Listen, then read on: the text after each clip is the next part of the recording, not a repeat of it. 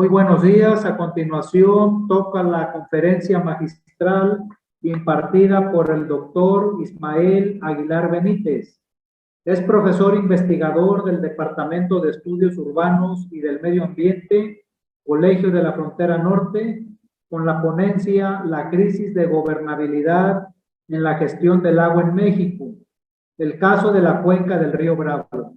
A manera de semblanza tenemos que el doctor es ingeniero agrónomo especialista en economía agrícola, egresó en el año de 1992, maestro en desarrollo regional en el Colegio de la Frontera Norte en el año de 1996, doctor en filosofía en planeación urbana y regional con especialidad en política pública por la Universidad Irving 2005, miembro del Sistema Nacional de Investigadores del CONACYT desde el 2007, con nombramiento como investigador nacional nivel 2 para el periodo 2023-2027, cofundador del programa de maestría en gestión integral del agua, programa de posgrado con registro en el Padrón Nacional de Posgrados de Calidad del CONACYT,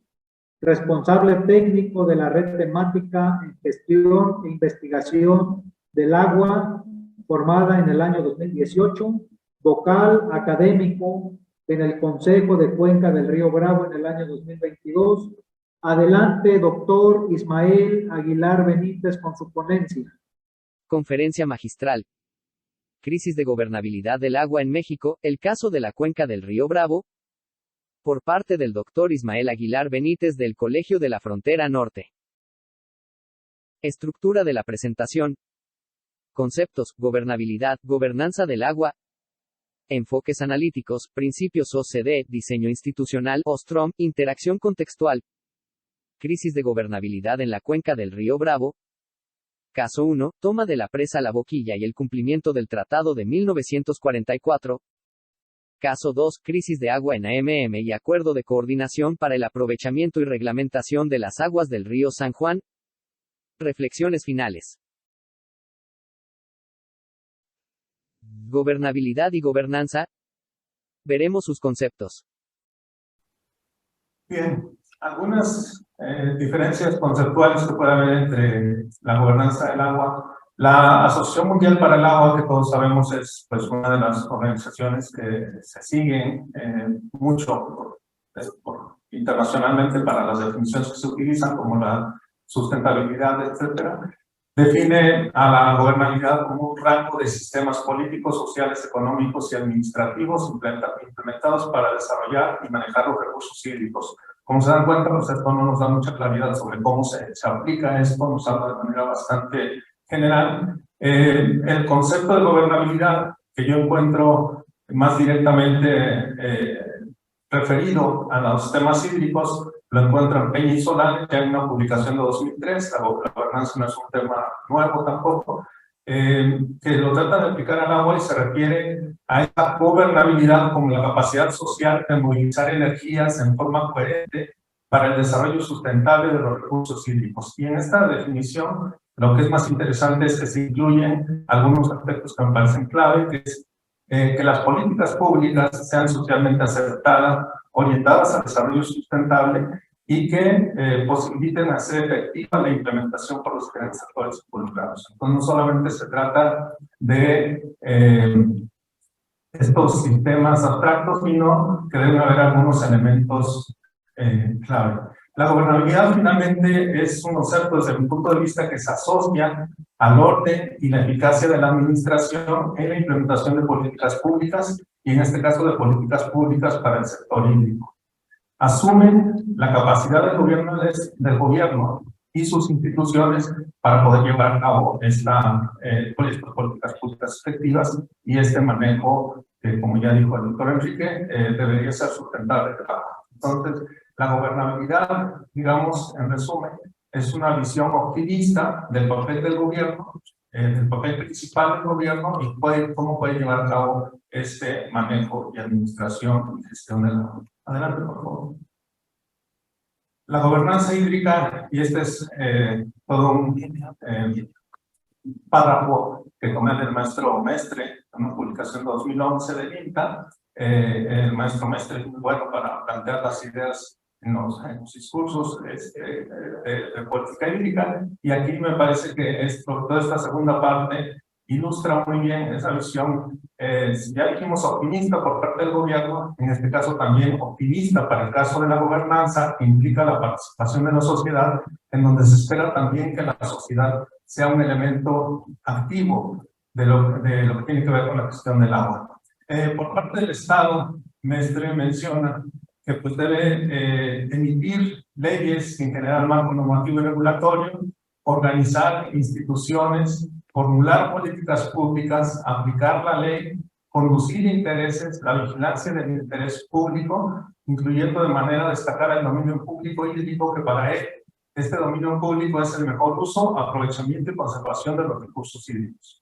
Pero la parte que me parece todavía más interesante y optimista es donde dice: por su parte, la sociedad participa, debate, demanda, propone, consiente o disiente, normalmente resuelve sus diferencias, ejerce sus derechos, cumple obligaciones, debate, formula y participa en ejecutar las políticas públicas. Idealmente, asume compromisos y coopera, se corresponsabiliza, vigila procesos y exige rendición de cuentas, cambios de rumbo y nuevos rumbos e iniciativas. Entonces, se dan cuenta, es un rol bastante exigente que se plantea para la sociedad. Ya no queda solamente la función del gobierno, ya no es solamente una función de los técnicos, es de la sociedad en general y de un rol mucho más activo. La siguiente, por favor.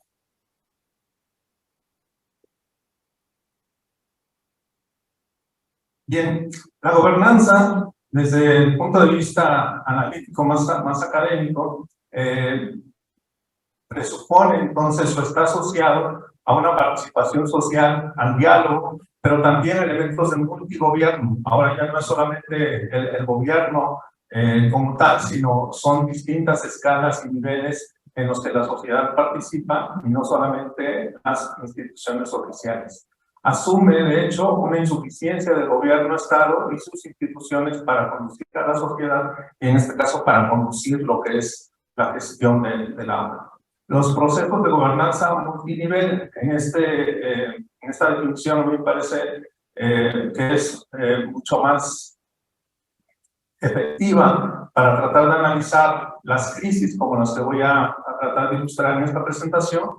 Se define como un sistema de negociación continua. Si se dan cuenta, aquí ya no es tanto de arreglos voluntarios, son negociaciones que tienen que hacer entre los actores del sector hídrico, en este caso, entre gobiernos anidados, es decir, no solamente es el gobierno federal, estatal, municipal, etcétera, sino entre gobiernos anidados, tiene que ver también con la sociedad y varios niveles territoriales, donde la autoridad se dispersa verticalmente entre niveles de administración y horizontalmente de diferentes sectores de interés y esferas de influencia.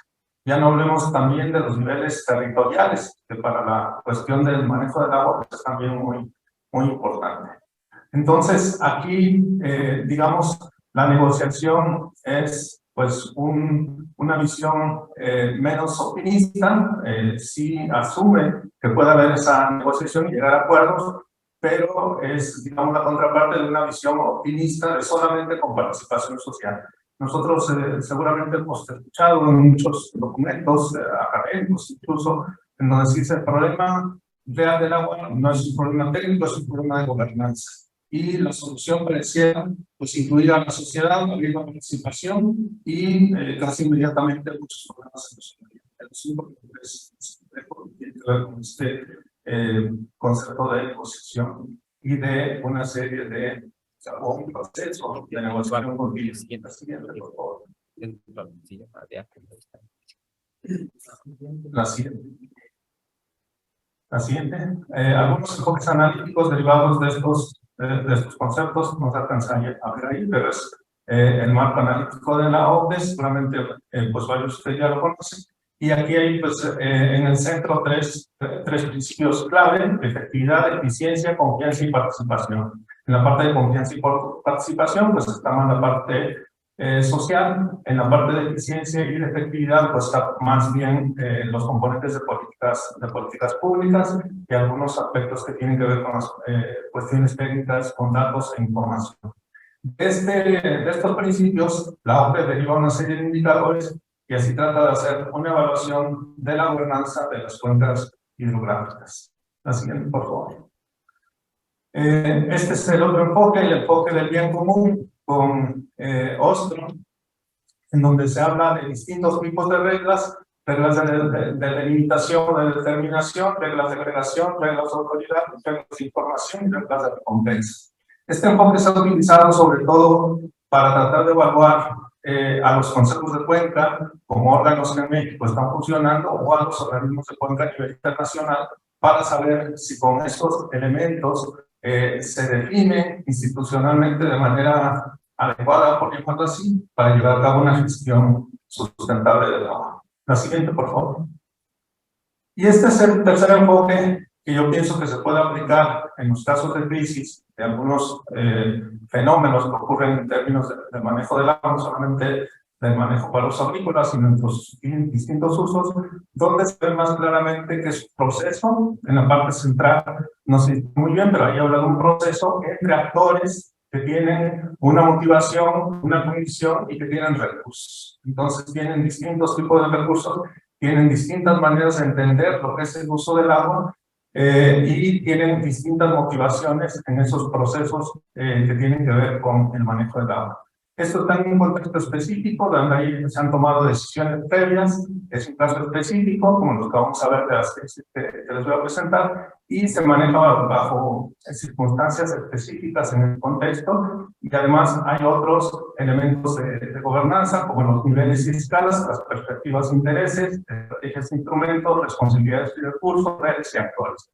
Si se dan cuenta, este planteamiento pues es más complejo que solamente asumir que pues con la participación se va a lograr un manejo del agua. Aquí se habla de procesos, se habla de contextos y pues es un enfoque digamos más completo. La siguiente, por favor. Si nos quedamos solamente con el nivel de gobernabilidad y no nos vamos a ser tan ambiciosos como para pensar en el tema del agua se puede en México se logra esta gobernanza, pues nos damos cuenta que mínimamente un nivel de gobernabilidad exige pues cierto grado de acuerdo social respecto de la naturaleza de la relación agua-sociedad, la existencia de consensos sobre las bases de las políticas públicas, que se mencionó incluso por pues, el representante del Conagua, que decía que debía haber coordinación, bueno, pues sí debe haber coordinación, la disponibilidad de sistemas de gestión que posibiliten efectivamente en un marco de sustentabilidad la implementación y seguimiento de las políticas y bueno, en resumen, digamos, definir políticas coherentes y establecer instrumentos institucionales para aplicarlas. En términos solamente de pensar que el gobierno puede tener ese rol principal, digamos, para lograr la gobernabilidad. La siguiente, por favor. Y en este caso, pues ya se ilustró aquí con términos de información por el doctor Enrique, pero también hay varios trabajos que se han dedicado ya a ilustrar lo que ha pasado con el principal actor de la Administración del Agua en México, con la Conagua. La siguiente, por favor. Este es un esquema que fue tomado por ahí del doctor Sergio Vargas y él cita a Mario López, un exfuncionario también de Conagua y un colega ahora consultor, en donde habla de estas dos partes, gobierno y sociedad organizada. Entonces ahí ustedes pueden ver el rol de los distintos actores, pero ahí está sobre todo en la parte central Conagua, las instancias federales, etcétera, y pues baja hasta la sociedad organizada, los COTAS, los comités de usuarios, los consejos de cuenca, las comisiones de cuenca. Ahí aparecemos también las universidades, centros de investigación, algún rol, pues hasta abajo, pero algún rol en este tema de la gestión del agua. Siguiente, por favor. Sin embargo, pues la Conagua, el principal actor administrativo del país, pues ha tenido un proceso que todos conocemos. En 1989 tenía 37,000 trabajadores para 2018 disminuyó 12.000, parece que actualmente anda en 11.000, y eso puede explicar en parte, solo en parte, algunas de las deficiencias que puede tener. La siguiente, por favor, para el manejo del agua. Este es el otro, la variación en el presupuesto y la recaudación que tiene con agua. Bueno, pues como podemos ver, en 2015, 2014 o 2015, no muy bien, estuvo el tope en los recursos que administraba, y esto ha ido bajando. Para 2023 se espera que haya un incremento de un poco más de 60.000 millones para Conagua, y sin embargo pues ya están definidos los proyectos que tienen un alto costo y por eso su presupuesto aumentó, ¿no? Entonces, aunque algunos lo ven de manera optimista pensando que va a tener más recursos, en realidad digamos que la mayoría de esos recursos ya están dirigidos a proyectos de infraestructura que son prioridad de la política de la Unión Europea. La siguiente. Y bueno, aquí entraría a presentar brevemente estos dos casos que probablemente ya conocen.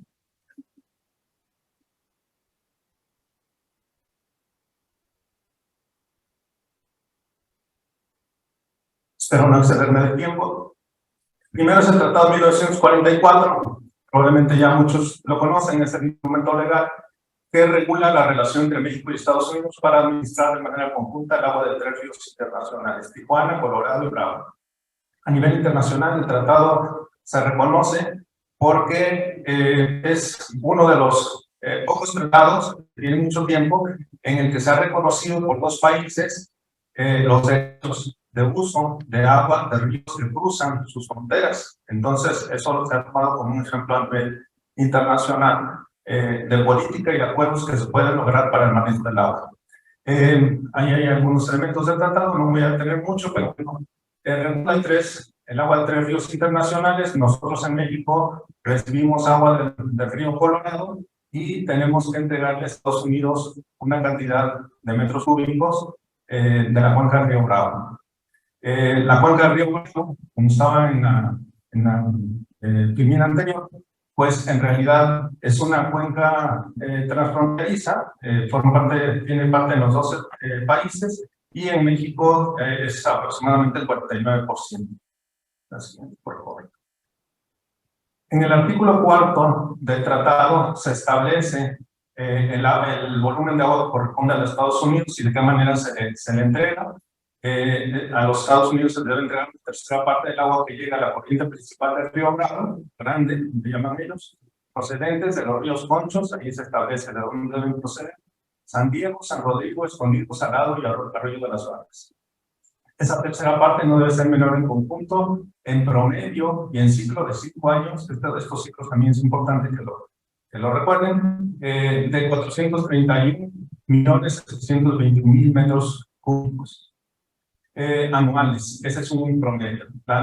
Como nota pongo allí, se establece que los ríos son tributarios, pero no de dónde específicamente, de qué punto de la cuenca debe tomarse el agua. Es un asunto nacional.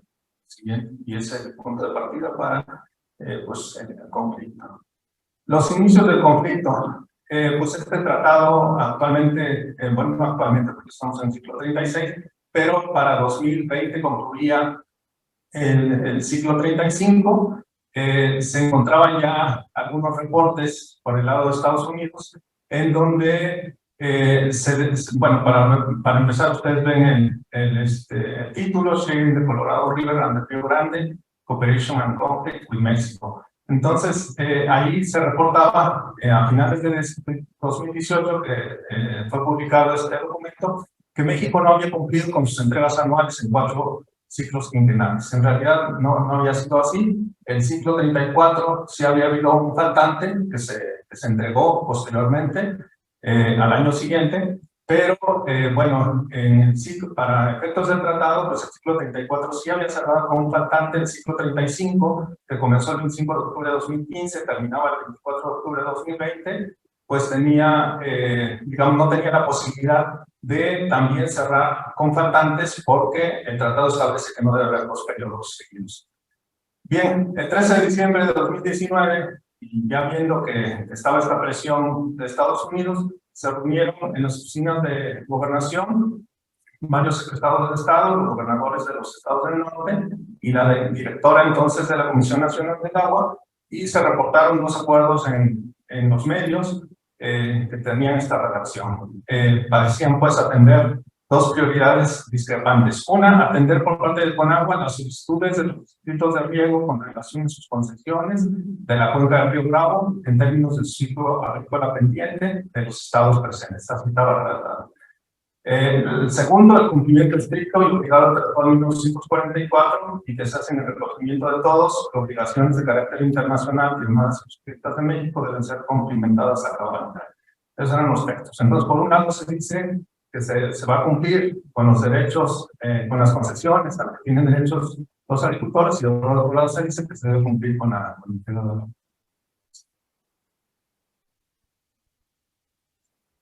Fue la postura de CONAGUA al inicio de 2020. La CONAGUA anuncia que para cumplir con el tratado estaría 1.000 millones de metros cúbicos de la presa La Boquilla, que para iniciar eran el doble casi de la cantidad que se debía entregar a Estados Unidos o que se le restaba entregar a Estados Unidos.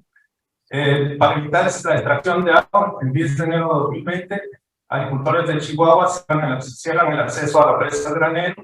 La CONAGUA pide, casi como una respuesta, el 4 de febrero, la intervención del Ejército Mexicano, la Guardia Nacional, para evitar que también la presa La Boquilla, en donde se pensaba como una principal fuente para entregar agua, fuera tomada.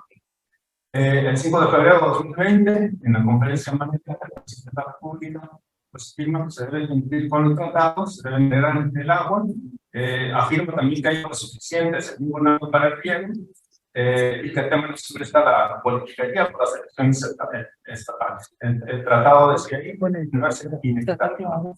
La siguiente, por favor.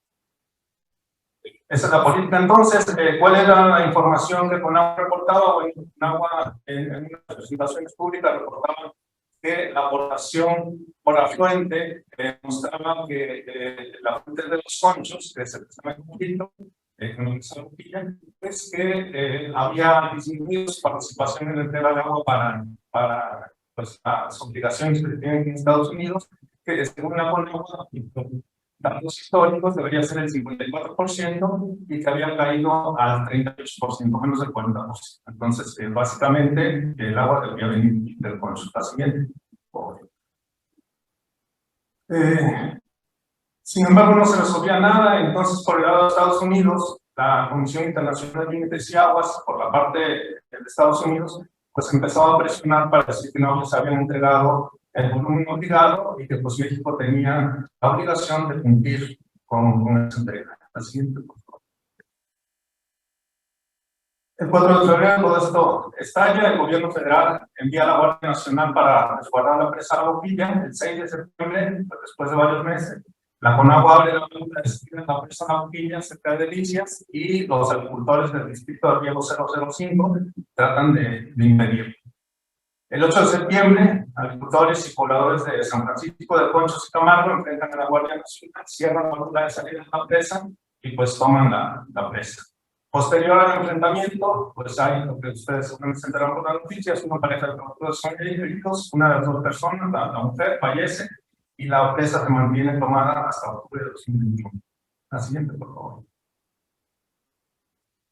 Esta fue la reacción del Consejo de Cuenca, que vimos en el esquema que aparecía también como el organismo mediador, conciliador, etcétera, pues hasta entonces no había sido tomado en cuenta por la Cuenca.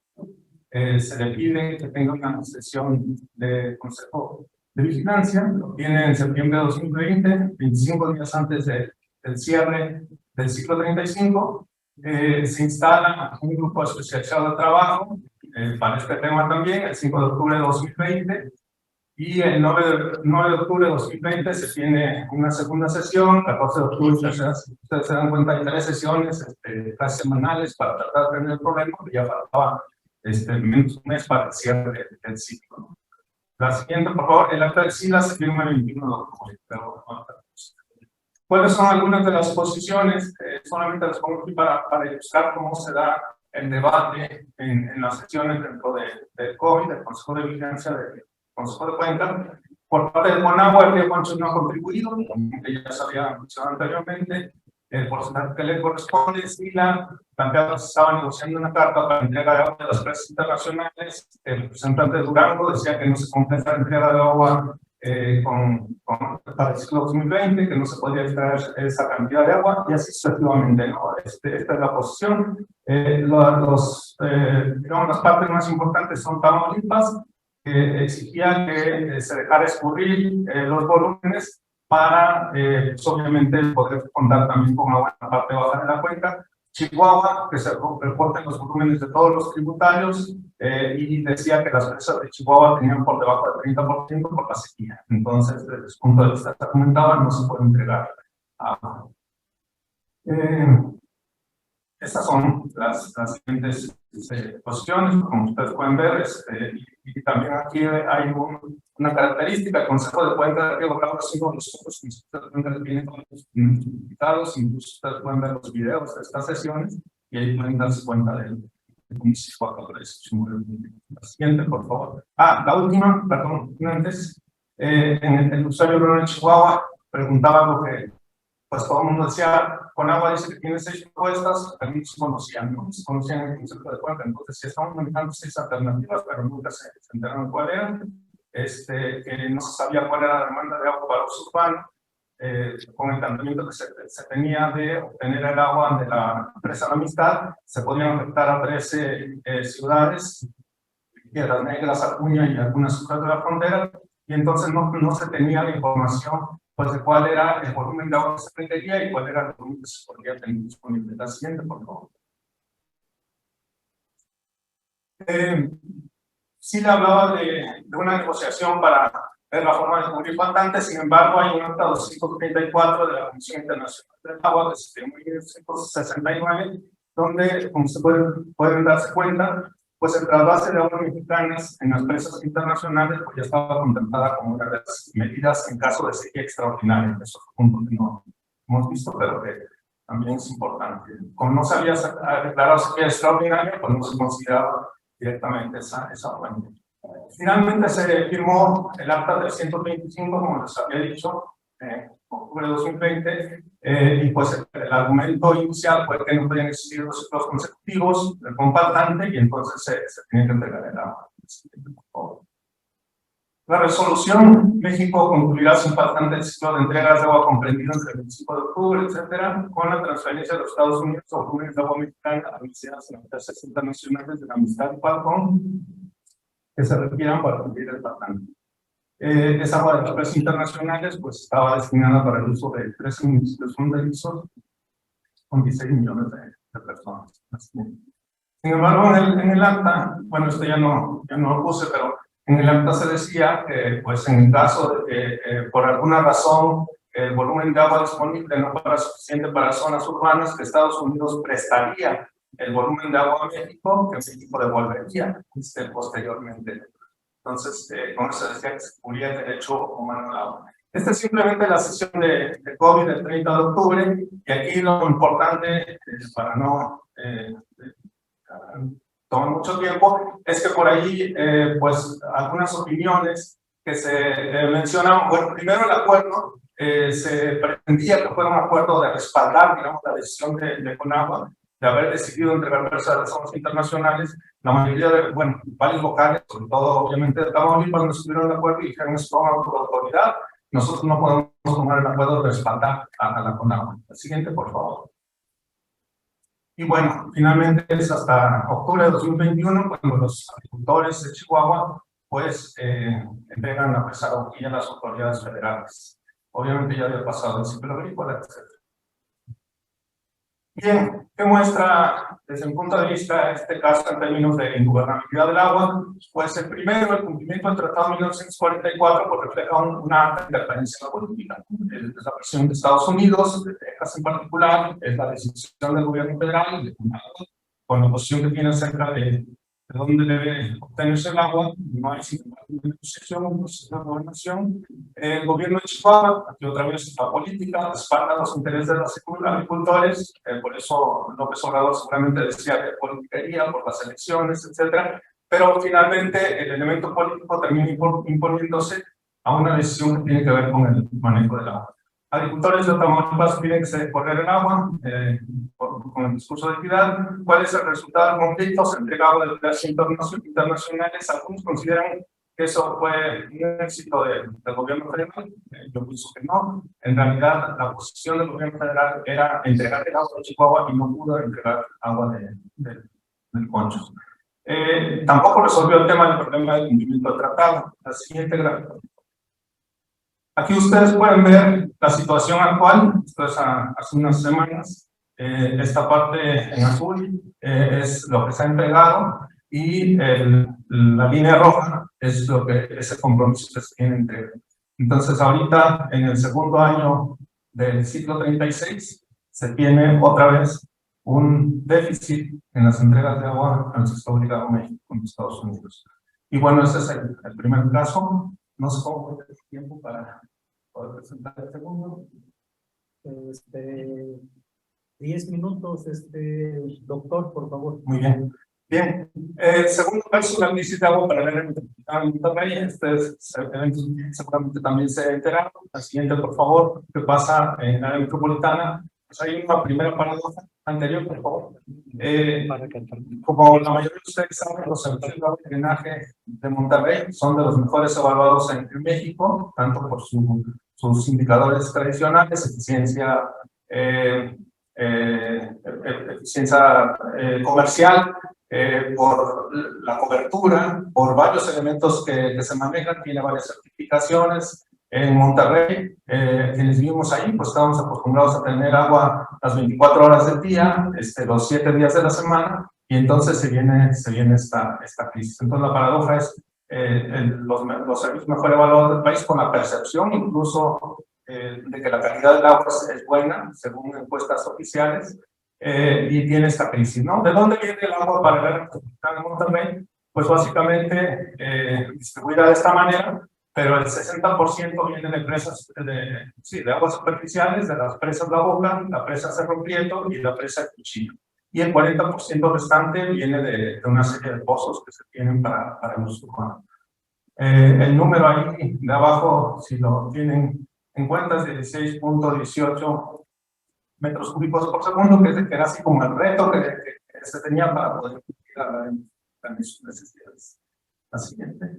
Y sin embargo, ¿qué es lo que pasa con las fuentes superficiales? Estas son las lluvias en un periodo histórico en donde ustedes pueden ver que pues el promedio pues realmente es solamente una referencia, pero que lo que se nota realmente ahí es una alta variabilidad. Entonces, pues sí se tienen las presas, pero el problema es que pues la precipitación es muy variable. El caso más claro es en 2010, cuando en un año pues se tiene el huracán Alex, y al año siguiente se tiene precipitación muy por debajo del promedio, ¿sí? Entonces de un año a otro puede variar de manera bastante drástica. En el caso del agua subterránea, bueno, también hay una variación, depende de varios factores, pero digamos que lo que es importante tener en cuenta es que los acuíferos que abastecen el área metropolitana también están clasificados como sobreexplotados. Entonces tampoco se pensó en un inicio que se podía sustituir el déficit de agua superficial con agua subterránea, se perforaron pozos, y lo que se vio es lo que pues podría tener con la información ya disponible, ¿no? Que en realidad los volúmenes que producían no llegaban a la mitad de lo que se esperaba. ¿Sí?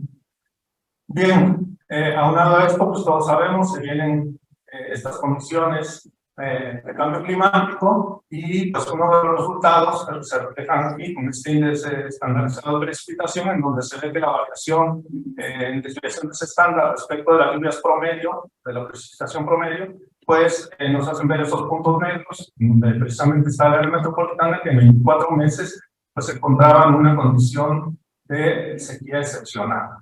La siguiente. Todo esto pues llevó a que las presas prácticamente se vaciaran, excepto el Cuchillo. Las dos de las tres presas se vaciaran, y entonces viene la crisis. Desde finales de 2021, pues empezó a notar el problema de la sequía. Ya para enero de 2022 se declara una emergencia por sequía, y se empiezan a tomar distintas medidas que están mencionadas aquí, incluidas las que seguramente ustedes ya han oído, de bombardeo de nubes, etc. Ninguna de estas, sin embargo, fue suficiente hasta que hubo algunas lluvias y se empezaron a recuperar las presas. Entonces aquí están algunas medidas que se implementaron a corto plazo. En el área metropolitana hubo una reducción de presión, le llamaban básicamente, pues no tenías agua un día, se clasificaron por zonas. Después fue que solamente se tenía agua en toda el área metropolitana. Ahí mostró también algunas debilidades del sistema de distribución, porque no se tenía un control completo, digamos, del sistema como para manejar las presiones y poder definir zonas en donde se pudiera hacer servicio y otras en las que no. En términos técnicos me parece que tampoco era la opción ideal. La siguiente, por favor. ¿Cuáles fueron las fuentes de agua en emergencia? Pues las que se podían contar, el Cuchillo, que era la única presa que quedó, digamos, con un porcentaje importante de agua. Y después, pues básicamente fuentes subterráneas, y se acudió mucho también a la idea de que la industria se diera algunos derechos de manera temporal para poder cubrir esa deficiencia. No fue suficiente, sin embargo.